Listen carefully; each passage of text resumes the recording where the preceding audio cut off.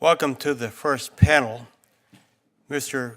Wizipan Garriott, and policy advisor to the Secretary for Indian Affairs, Department of Interior, and Mr. Woodrow Wright, Deputy Assistant Director, Federal Law Enforcement Training Center, Department of Homeland Security.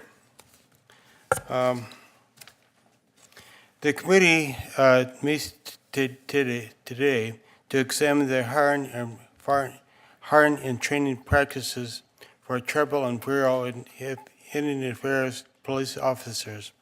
Over the past 2 years, this committee's oversight hearings have confirmed that many Indian reservations are suffering long-standing crisis of violence. One of the primary reasons for this violence continues is because of the lack of police officers to stop it. According to the BIA, less than 3,000 officers patrol more than 56 million acres of Indian lands. According to the BIA, we need an additional 2,800 officers just to meet the average staffing levels of comparable non-Indian communities. In the Great Plains region, we have large Indian reservations with populations spread across vast areas of land. For instance, in South Dakota, the Cheyenne River Indian Reservation is roughly the size of Connecticut.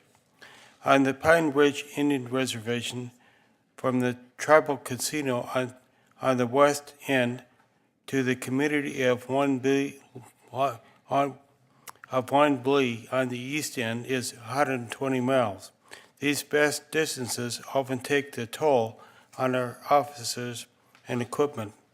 This committee has been dedicated to establishing the record of violence and the substantial need for more funding for police in Indian country. As a result of our work, over the past 4 years, Congress has appropriated $990 million to the Bureau of Indian Affairs for law enforcement services. However, these substantial funding increases have not translated into more police on the streets of Indian country. As we will hear today, there are a number of reasons for the difficulty in recruiting and retaining new officers. One primary reason for the difficulty is the limited number of training locations for new officers.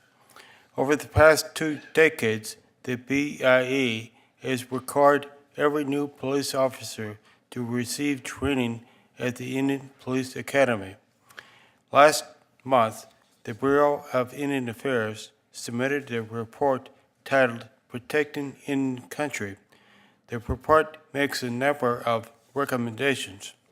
I want to thank the Bureau, with support from the Department of Homeland Security's Federal Law Enforcement Training Center, for preparing this report, and I look forward to further explanation of the proposals. I'm committed to working with my colleagues in this committee and other committees to reverse these trends that we are seeing in our Indian communities. I want to thank all of the witnesses for traveling here today. Chief Gaikowski from Sisseton Wahpeton in South Dakota is here today. He is very well respected by the law enforcement community in my home state, and I am honored to have him here. Wizipan Garriott is also from South Dakota and is here today representing the Bureau of Indian Affairs. Welcome, Wizi.